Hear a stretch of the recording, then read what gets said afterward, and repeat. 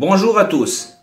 Bien que le modèle d'analyse Dupont puisse être un outil très utile pour les investisseurs, il n'est pas sans faiblesse. La nature expansive de l'analyse Dupont signifie qu'elle nécessite plusieurs entrées. En effet, à partir d'un seuil d'endettement, le crédit entraîne un effet néfaste sur la rentabilité. Un petit rappel de l'état de résultat simplifié s'avère nécessaire. Comme vous voyez, ce dernier nous fournit les informations suivantes. Donc, le chiffre d'affaires qui représente le prix fois la quantité, on retranche les coûts d'exploitation et on aura le bénéfice avant intérêts et impôts. Puis on retranche les intérêts qui sont calculés en multipliant les dettes fois le taux d'intérêt, on aura le bénéfice avant impôt. Puis on va retrancher l'impôt et on aura finalement le bénéfice net. Donc on peut déduire que le bénéfice avant intérêt et impôt peut être calculé en se basant sur deux méthodes. La première, on va faire le rapport entre le bénéfice net et 1 moins taux d'impôt, plus les dettes fois I, ou bien on va prendre le chiffre d'affaires et on va retrancher les coûts d'exploitation. Pour bien appréhender, on va prendre l'exemple suivant. Soit une entreprise X qui opère dans un secteur caractérisé par une rentabilité de 15%. Et on va prendre trois scénarios de financement. Le premier, on va supposer que l'actif total est financé uniquement par des capitaux propres. Le deuxième, on va supposer que le même actif est financé par des capitaux propres à hauteur de 400 et une dette de 600 dont le taux d'intérêt est de 10%. Troisième scénario, l'actif est financé une partie par des capitaux propres à hauteur de 400, une partie par des dettes à hauteur de 600 avec un taux d'intérêt de 10% et une deuxième dette de 200 avec un taux d'intérêt de 20%. Donc la question, on va choisir la situation optimale selon les deux décompositions. Donc, premièrement, on va partir du bénéfice avant intérêt et impôt.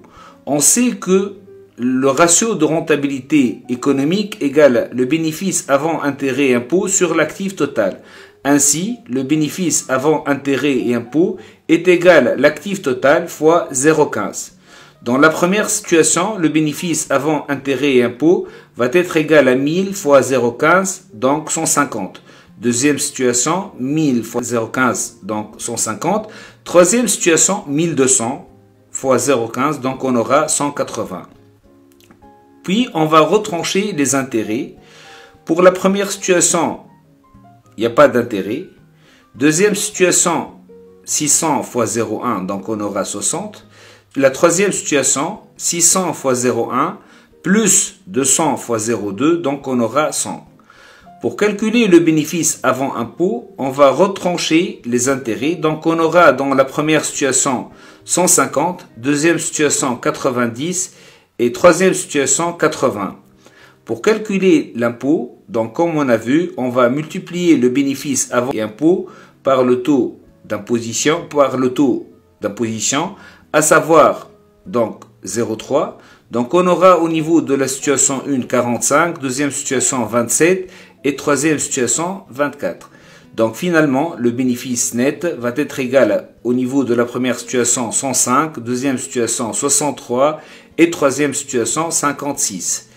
Et finalement la rentabilité financière va être égale au bénéfice net sur les capitaux propres.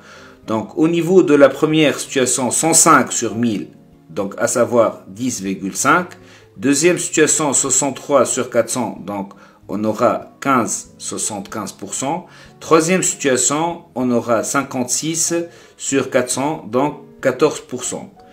Selon le ratio de la rentabilité financière, la situation 2 est la situation optimale puisque le taux est le plus élevé, donc 15,75 c'est la situation idéale.